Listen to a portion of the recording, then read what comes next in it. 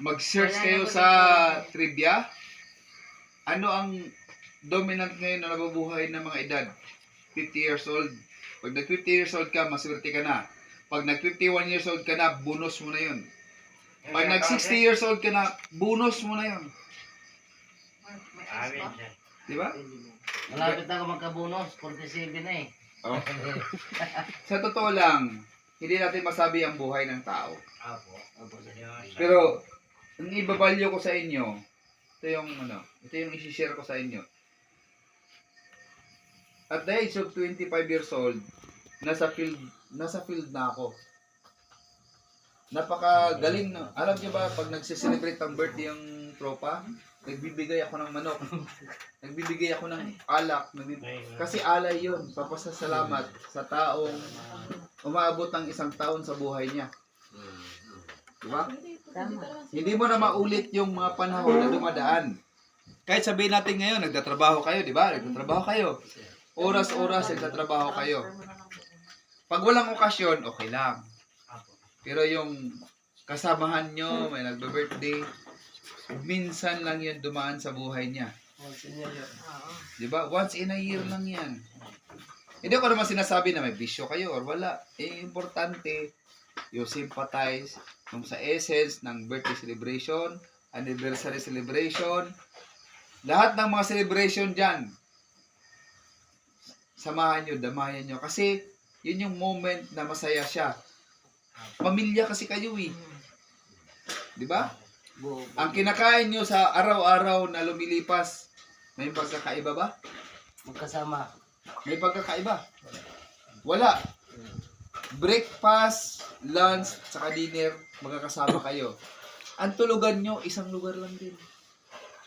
Ibalyo nyo yan. Yan yung isang magandang bagay na dapat nyo matutunan sa sarili nyo na one family. Sa ngayong mga oras na ito, kasama nyo ba yung kapatid nyo? Magulang nyo? Kung pamilya kayo, anak nyo, kasama nyo ba? Yung asawa nyo, kasama nyo ba? Pero sa pagtulog, sir, kasama. Kasi, nasa isip nyo yun. Nasa isip. Nasa isip. Pero yung physical, hindi nyo kasama yun. Sa isip lang. Oo. You value the moment na nandito kayo. Kaya nung sabi ko nga, uy, may nag-birthday pala. Nandun kami ng engineer sa kabilang side.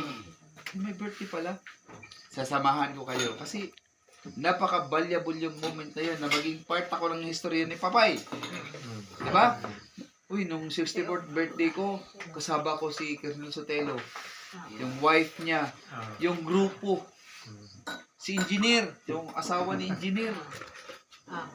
Part ng history ng buhay niyo yun. Maalala. Diba? Kayo, mag-birthday rin kayo sa mga panahon na kasama kayo sa trabaho. Butangan mo. You never miss the things na Pwede po. kasama kayo doon sa moment ng happiness niya. Kung kayo mag-birthday, malungkot kayo, nagduduyan lang kayo, o natutulog kayo sa higaan nyo na walang celebration, anong mararamdaman nyo? Parang hindi kayo importante sa grupo. Hindi, malungkot, di ba? Malungkot yan. Di ba? Malungkot kayo kasi parang hindi kayo. Alam nyo, sabi ko nga, di ba, minsan, you cannot compare the money and the value compared to the population of China. Di ba? Di nyo maintindihan. Hindi, Diba? kaya, Hindi nyo maintindihan yun. related Sa yan. dami ng tao ng China, Hmm. itong celebration na to, hindi mo makukumpare sa dami ng tao na marami nagko-consume kung anong resources na meron sila. Di ba? Oh. You cannot compare the number of population ng China at saka Pilipinas. Oh. Pero, tandaan nyo, kayo ang gumagawa ng kwento nyo sa buhay. Di ba? Yung araw-araw na ginagawa nyo, pagkatapos ng trabaho, matulog. Normal lang yun kasi pagod ka, matutulog ka. Kasi yun ang kwento. Pero yung ginagawa nyo, yung kwento sa buhay nyo na, uy, si Papay, nag-birthday, nandun kami, masaya kami. Inuman kami, nag-celebrate kami. Hindi nyo naman kailangan gumastos. May birthday celebrant eh.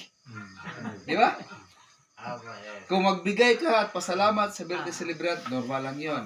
Kasi that is a gift. Oo, tama yan. Yeah. Pag ikaw naman mag-birthday, sana may mag-gift mo din sa akin. Di ba? Pero meron at meron mag-gift sa'yo. Di ba?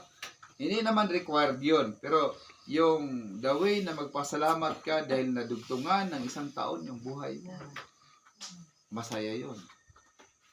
Dahil bata pa kayo, hindi nyo mararamdaman yan. Kasi akala nyo, mag-YouTube lang ako, makatulog ako, okay na. Di ba? Manonood kayo ng Facebook Live, whatsoever ng Facebook dyan. Nakatulog kayo, okay na. Hindi. You never miss the moment, the hours, the minutes na lumilipas sa buhay nyo na meron kayong kabahagi sa portion ng buhay ng isang tao. Kasi kayo mga binata pa eh. Alam nyo ba, napakasarap nyo mag-celebrate kayo sa birthday ng anak nyo, birthday ng misis nyo, birthday ng kapatid nyo, birthday ng nanay at saka tatay nyo. Hindi nyo kayang balikan yun. As long na may magse-celebrate, you take part the history ng buhay ng isang tao. Kasi pag kayo din na mag-birthday, gusto rin ng iba, maging part kayo ng buhay nila. Ha? Ganun yan. Tama yan. Good job. Later on, uy! Si ganito, kasama ko ng birthday ko. Nalasing kami, nagkwentuhan kami, okay lang. Pero hindi niyo na may babalik yun. Totoo yan.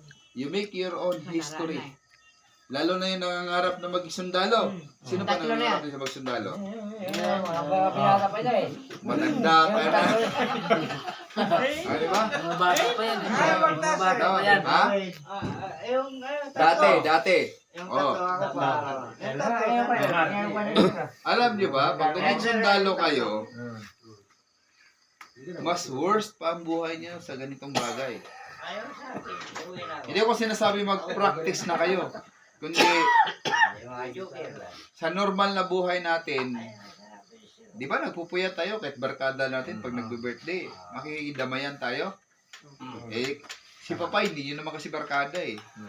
Pero kasama nyo sa trabaho. Tiyo. Diba? Lolo. Kasi, tiyo nyo, lolo, whatsoever, anong tawag nyo? Tatay. Diba? Tatay natin sa trabaho. Manoy. Kuya, whatsoever. Lulu. Dapat ibabalyo nyo yung moment na kasama niya kayo. Diba?